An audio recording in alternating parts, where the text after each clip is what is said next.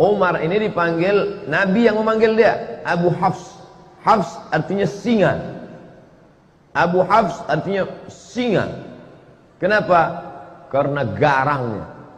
Dulu sebelum masuk Islam, dia pemenang gulat di pasar Ukaz.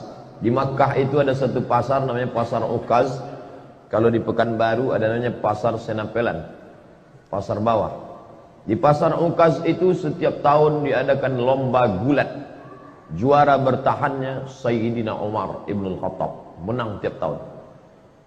Umur dia ketika Nabi dapat wahyu, beda umur dia dengan Nabi 20, bedanya 13 tahun.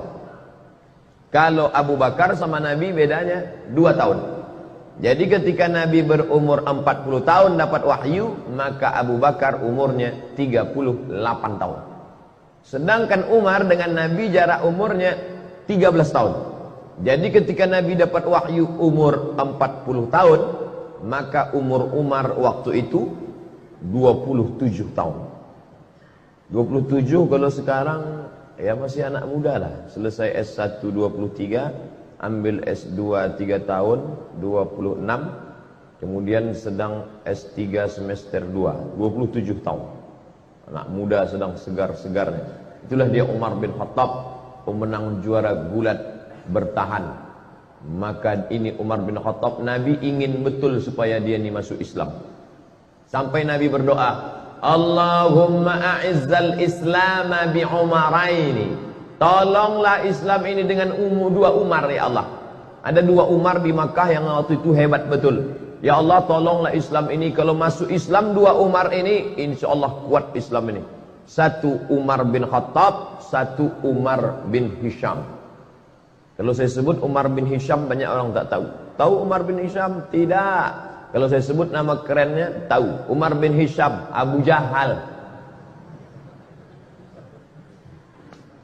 Sedangkan ini Abu Hafs, Abu Jahal, si goblok, bodoh. Abu Jahal itu apa artinya Ustaz? Bongak. Sedangkan ini Abu Hafs, singa, perkasa. Nabi minta pada Allah, ya Allah, kalau bisa 2 orang Umar ini masuk Islam, mantap Islam ini. Dan Umar bin Khattab masuk Islam. Abu Jahal mati dalam keadaan kafir. Tapi masuk Islamnya tak cepat, lama. Tahun 1 tak masuk Islam. Tahun beda dengan Abu Bakar. Abu Bakar tahun 1 langsung masuk Islam. Tahun 2, tahun ke-6 baru dia masuk Islam.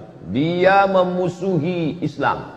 Siapa yang masuk Islam, ada budak dia, hamba sahaya dia masuk Islam, habis disiksanya.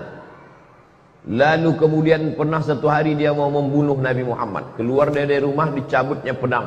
Jumpa sama kawannya. Kau mau kemana Umar? Aku mau memancung kepala Muhammad. Ente tahu, ente Bani Adi. Mereka pakai Bani. Anak-anak keturunan Adi disebut Bani Adi. Muhammad SAW itu Bani Hashim. Muhammad bin Abdul Muttalib bin Hashim bin Abdi Manaf. Maka dia Bani Hashim. Kau mau membunuh siapa? Aku mau membunuh Muhammad. Kau tahu tak Muhammad itu siapa?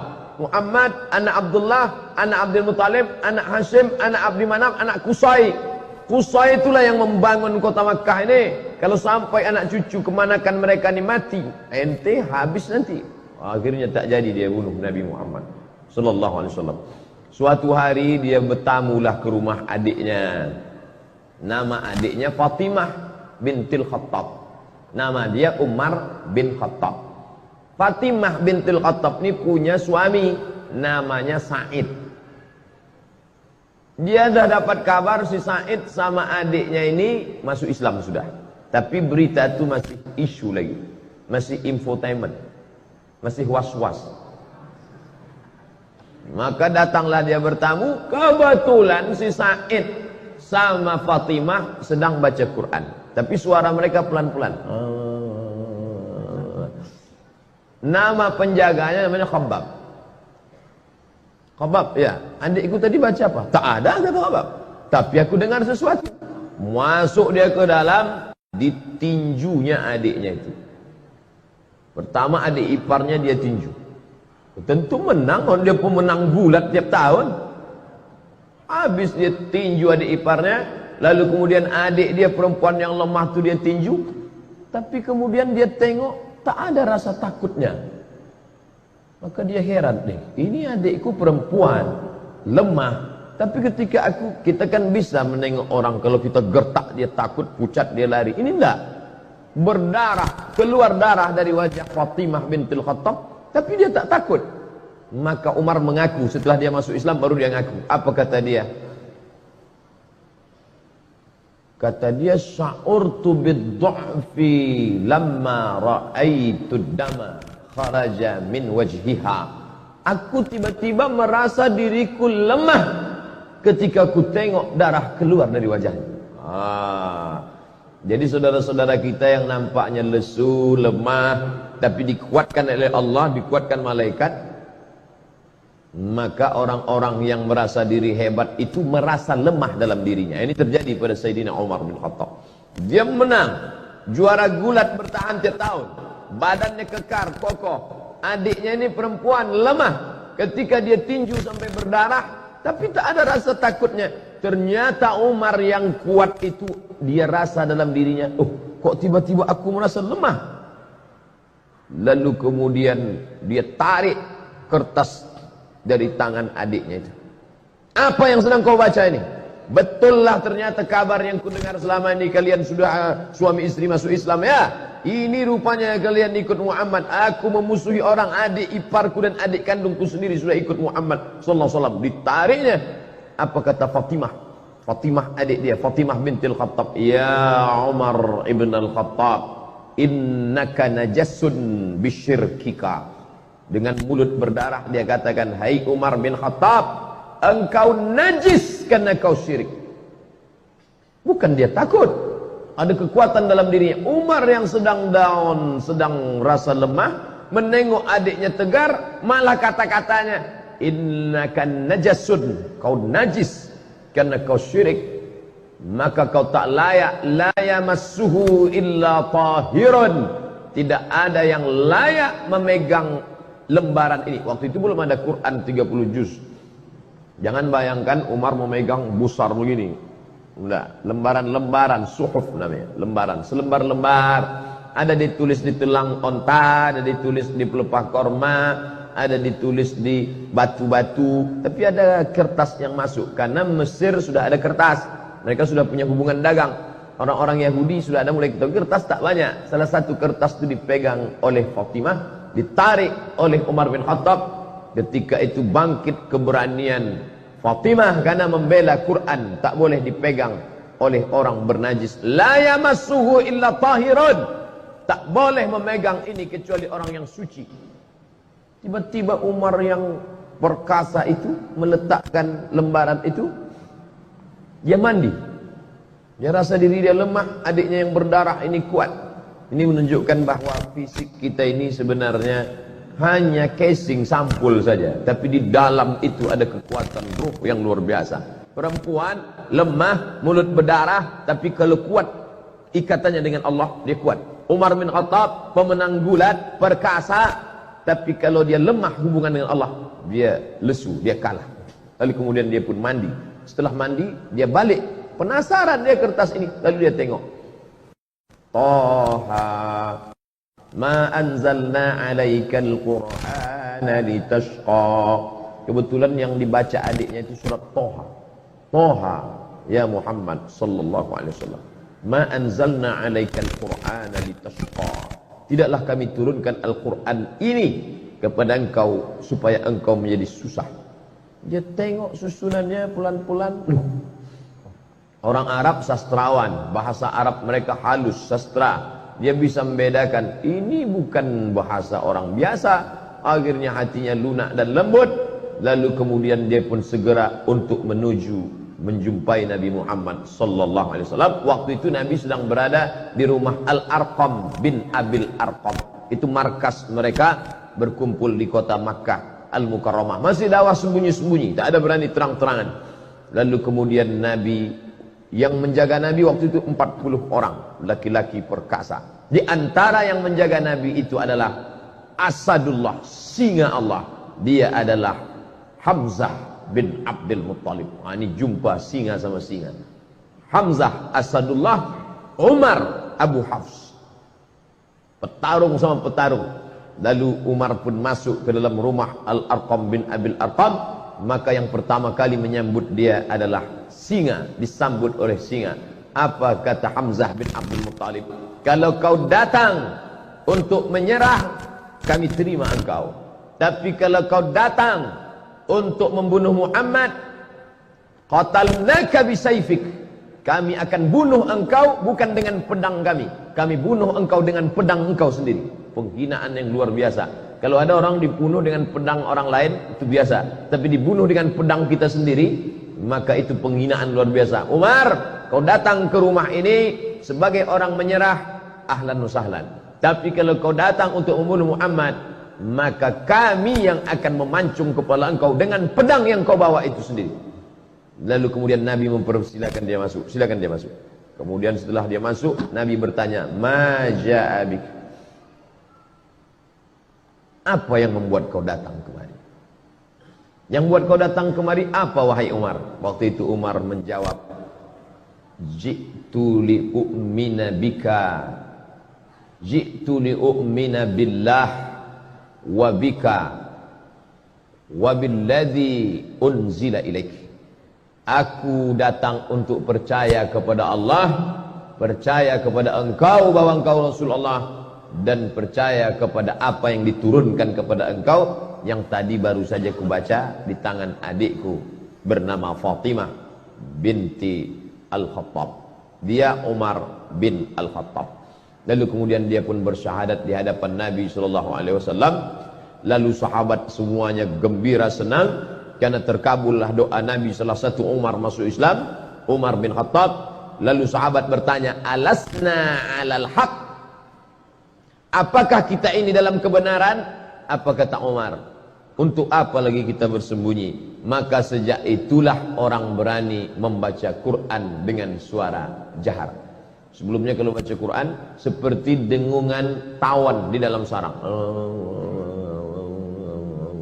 Setelah Umar bin Khattab masuk Islam, mereka berani karena ada dua singa yang sudah mengawal Nabi Muhammad sallallahu alaihi wasallam.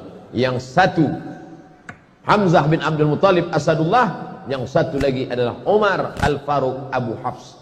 Maka mereka baca Bismillahirrahmanirrahim, Taha ma anzalna alaikal qur'ana litashqa.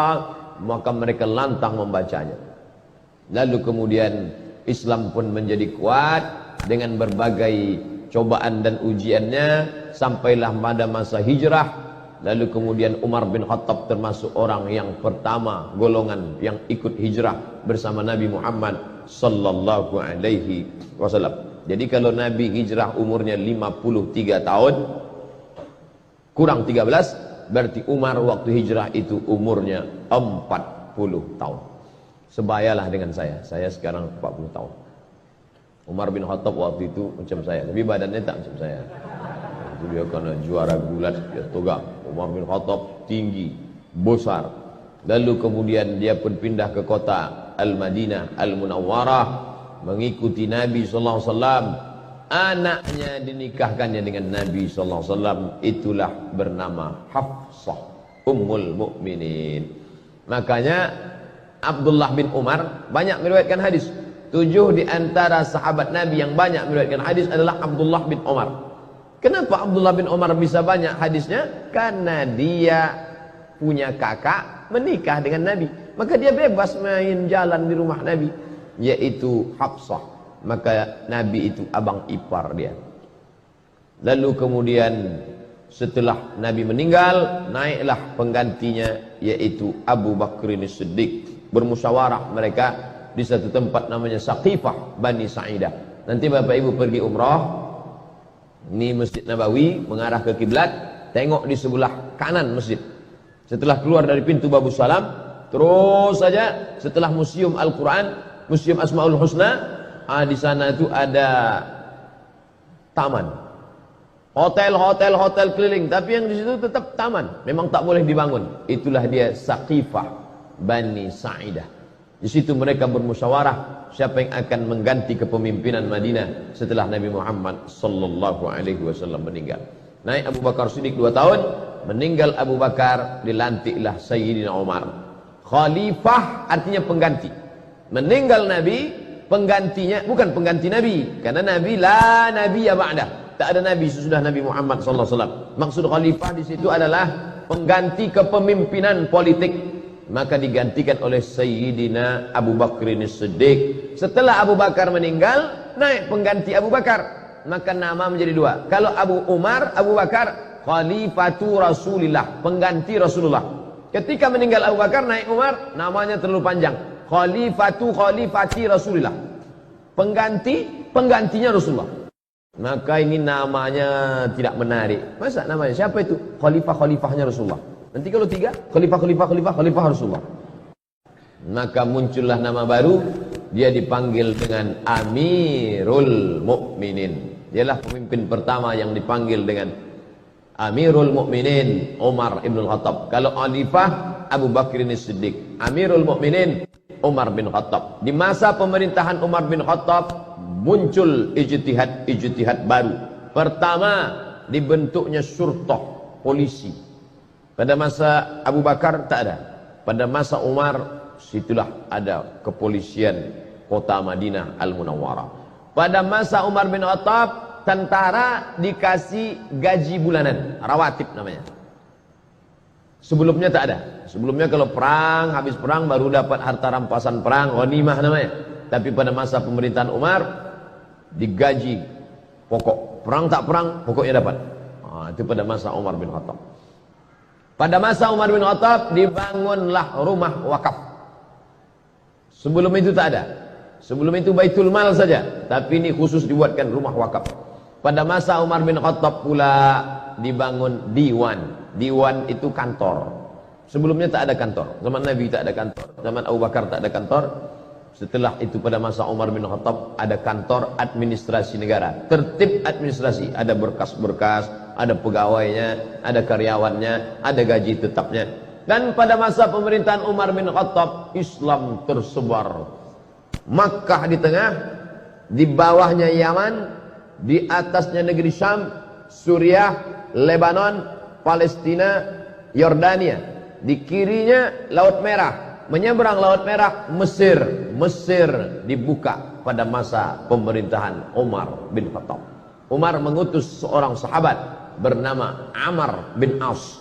Amr bin As lah yang membebaskan Mesir. Jangan katakan eksploitasi. Jangan katakan ekstradisi. Jangan katakan ekspansi.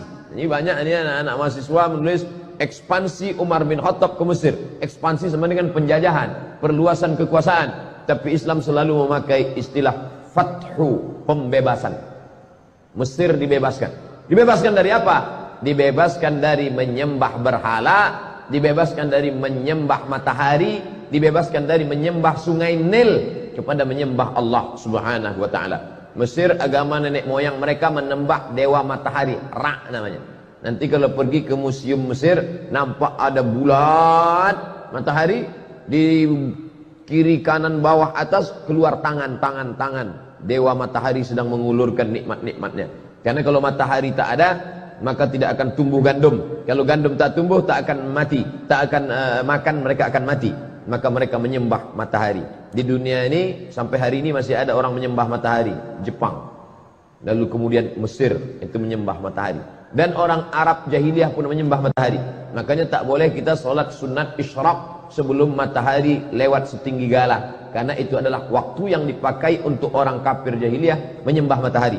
Maka disebut ada istilah qarnai syaitan, dua tanduk setan. Ketika matahari terbit, ini bumi, ini matahari. Naik matahari terbit, ketika matahari terbit datang dua tanduk setan.